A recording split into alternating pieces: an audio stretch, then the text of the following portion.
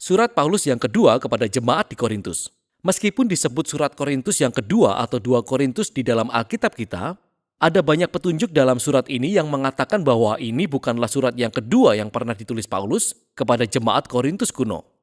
Paulus memulai komunitas Yesus ini beberapa waktu yang lalu di salah satu perjalanan misinya.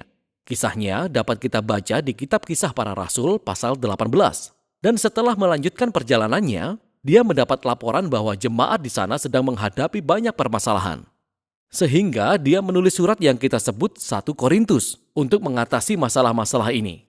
Dan tampaknya banyak anggota jemaat yang menolak pengajaran Paulus dalam surat itu dan memberontak melawan otoritasnya. Dan juga dalam surat ini kita pelajari bahwa Paulus menindaklanjuti hal ini secara pribadi yang dia sebut sebagai kunjungan yang menyakitkan. Dan setelah itu, dia mengirim sebuah surat yang dia katakan ditulis dengan kepedihan dan air mata. Setelah semua tindakan ini, kebanyakan, tapi tidak semua, jemaat Korintus menyadari kesombongan mereka. Dan mereka meminta maaf kepada Paulus, mereka ingin berdamai. Jadi Paulus menulis surat ini untuk meyakinkan mereka akan kasih dan komitmennya. Surat ini dirancang dengan 3 bagian utama di mana masing-masing bagian membahas topik yang berbeda. Jadi pertama-tama, Paulus menyelesaikan rekonsiliasinya dengan jemaat Korintus. Kemudian di pasal 8 dan 9, dia membahas topik mengenai kemurahan hati yang terlupakan. Dan di pasal-pasal terakhir, Paulus menantang jemaat Korintus lainnya yang masih menolaknya. Mari kita telusuri lebih lanjut dan kita lihat bagaimana semua topik dijabarkan. Paulus membuka surat ini dengan mengucap syukur atas Allah yang penuh belas kasihan dan sumber penghiburan, yang membawa damai dan penghiburan bagi dia dan jemaat Korintus. Selama masa perpecahan dan perselisihan ini, dia mengakui bahwa segala sesuatunya terasa tegang sejak kunjungannya yang menyakitkan. Dan dia menjelaskan bahwa dia telah memaafkan mereka.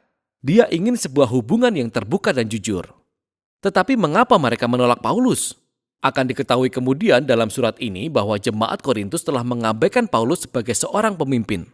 Dia miskin, memperoleh penghasilan sangat kecil dari kerja kasar. Dia mengalami penganiayaan dan penderitaan yang tanpa henti. Seringkali dia tidak memiliki rumah dan di atas semuanya itu, dia tidak pandai bicara di depan umum. Sehingga ketika jemaat Korintus diperkenalkan kepada pemimpin Kristen lainnya yang lebih mengagumkan dan lebih kaya, mereka mulai kurang menganggap Paulus. Mereka sebenarnya malu terhadap dia. Pertama-tama, Paulus meresponinya dengan menunjukkan bahwa penyanjungan mereka terhadap para pemimpin ini hanya karena kekayaan dan kefasihan mereka, merupakan sebuah pengkhianatan terhadap Yesus. Hal itu menunjukkan sistem nilai yang benar-benar rusak. Kepemimpinan Kristen yang sejati, kata Paulus, bukanlah menyangkut status atau promosi diri. Paulus menggambarkan dirinya dan rasul-rasul lainnya sebagai budak tawanan kepada Raja Yesus yang menuntun mereka kepada sebuah prosesi kemenangan. Pekerjaan Paulus bukan untuk membuat orang terkagum, melainkan untuk mengarahkan orang-orang kepada satu pribadi, Yesus. Kemudian dia menyinggung permintaan jemaat Korintus supaya dia menyediakan beberapa surat rekomendasi untuk membuktikan otoritas dan mandat yang telah diberikan kepadanya. Dan hal ini konyol bagi Paulus. Gereja mereka bahkan tidak akan ada jika dia tidak memulainya. Sehingga dia berkata bahwa mereka adalah bukti dari kepemimpinannya yang sejati, merekalah surat rekomendasinya.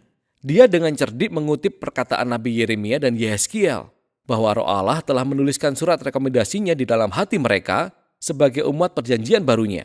Jemaat Korintus seharusnya tidak membutuhkan bukti yang lebih dari itu. Sekarang, penyebutan perjanjian baru ini membuat Paulus membahas perbandingan antara perjanjian lama, antara Allah dan Israel melalui Musa, dan perjanjian baru antara Allah dan jemaat Korintus melalui Yesus di dalam Roh. Perjanjian lama yang diadakan di Gunung Sinai sungguh mulia sehingga membuat Musa sendiri bersinar dengan kemuliaan Allah. Namun kemuliaan itu akhirnya pudar. Belum lagi fakta bahwa hukum perjanjian itu tidak efektif untuk mengubah bangsa Israel. Tetapi perjanjian yang baru bedanya adalah bahkan lebih mulia lagi. Karena Yesus yang telah bangkit adalah kemuliaan Allah, dan dia hidup selama-lamanya, dan Roh-Nya Allah yang sekarang mengubahkan orang menjadi lebih setia dan adil seperti Yesus. Nah, semua ini kedengarannya menakjubkan. Maksud saya, siapa yang tidak mau berada dalam kemuliaan Tuhan? Tetapi Paulus melanjutkan dengan menunjukkan bagaimana paradoks salib memutarbalikkan pandangan jemaat Korintus tentang kemuliaan dan kesuksesan. Bukankah kemuliaan Yesus sebagai Raja datang melalui penderitaan, penyalipan, dan kematiannya? Di kayu salib, Yesus menyatakan keselamatan dari Allah. Dia mati bagi dosa-dosa dunia untuk mendamaikan manusia dengan Allah. Tetapi salib mengerjakan yang lebih lagi. Salib mengungkapkan karakter Allah.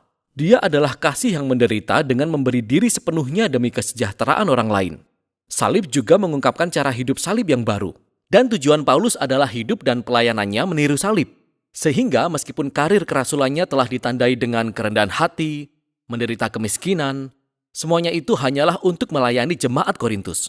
Jadi ketika mereka mencela kemiskinan dan penderitaan Paulus, mereka juga mencela Yesus. Cara hidup dan kepemimpinan Paulus sebenarnya merupakan bukti bahwa dia sejatinya mewakili Yesus yang disalibkan dan telah bangkit.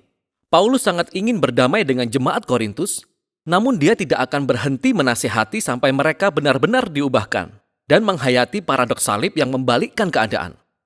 Setelah seruan yang penuh perasaan ini, Paulus melanjutkan dengan menjelaskan topik kemurahan hati yang terlupakan. Jadi orang Kristen Yahudi yang ada di Yerusalem, mereka jatuh miskin oleh karena bencana kelaparan. Dan Paulus menggalang dana di antara gereja-gereja baru yang dimulainya, yang pengikutnya kebanyakan orang non-Yahudi. Mereka semua ingin mengirimkan dana bantuan sebagai simbol kesatuan mereka di dalam Yesus Sang Mesias. Dan begitu banyak gereja yang senang untuk memberi, tetapi jemaat Korintus di tengah-tengah semua konflik dengan Paulus ini belum pernah mengumpulkan pemberian. Bagi Paulus, ini bukan hanya tentang uang. Ini menjadi pertanda lainnya bahwa jemaat Korintus belum diubahkan oleh Injil tentang Yesus. Yakni inti pemberitaannya adalah kisah tentang kemurahan hati. Paulus berkata, "Karena kamu telah mengenal kasih karunia Tuhan kita Yesus Kristus, bahwa Ia yang oleh karena kamu menjadi miskin sekalipun Ia kaya, supaya kamu menjadi kaya oleh karena kemiskinannya." Dia menceritakan kisah Injil melalui metafora keuangan. Yesus menyerahkan kemuliaannya atau kekayaannya dan merendahkan dirinya sendiri untuk mati seperti budak yang malang. Sehingga orang lain yang miskin karena dosa dan kematian dapat dimuliakan dan menjadi kaya melalui kekayaan kemurahan Allah. Menjadi seorang Kristen adalah mengizinkan kisah ini meresap jauh ke dalam pikiran dan hati kita. Mengizinkannya mengubah kita menjadi seseorang yang lebih murah hati, lebih bersedia untuk berbagi hidup dan sumber daya untuk menolong orang lain. Di bagian akhir surat, Paulus berfokus pada sumber utama konfliknya dengan jemaat Korintus. Kelompok pemimpin hebat itu yang dengan sarkastik dia sebut para rasul super. Jadi mereka datang ke Korintus mempromosikan diri mereka sendiri dan berbicara buruk tentang Paulus sebagai pemimpin malang yang tidak berhasil. Dan dengan resiko terdengar seperti promosi diri, Paulus berkata, "Apakah orang-orang ini benar-benar ingin membandingkan mandat?" Dia sepenuhnya siap menghadapi mereka. Apakah mereka ahli Alkitab Yahudi? Ya, Paulus pun demikian. Asal kamu tahu, dia adalah orang Farisi. Dia telah menghafal seluruh isi Alkitab. Mereka ingin menyombongkan diri tentang pengetahuan superior mereka mengenai Yesus. Paulus benar-benar telah melihat dan bergaul dengan Yesus yang telah bangkit. Dia benar-benar mendapat penglihatan tentang ruang tahta surgawi Yesus. Namun yang terpenting, Paulus telah memberikan seluruh hidupnya bagi misi Yesus. Dia mengorbankan kenyamanan dan stabilitasnya dan tidak pernah meminta uang dari jemaat Korintus. Tidak seperti para rasul super yang minta bayaran mahal. Paulus bekerja untuk penghidupannya sendiri. Tetapi Paulus berkata, dia menolak untuk membanggakan pencapaian-pencapaian ini karena semua ini bukanlah hal yang sangat penting sebagai orang Kristen. Sebaliknya, dia akan membanggakan betapa cacatnya dan lemahnya dia. Karena di dalam kelemahan inilah dia menemukan kasih dan belas kasihan Yesus.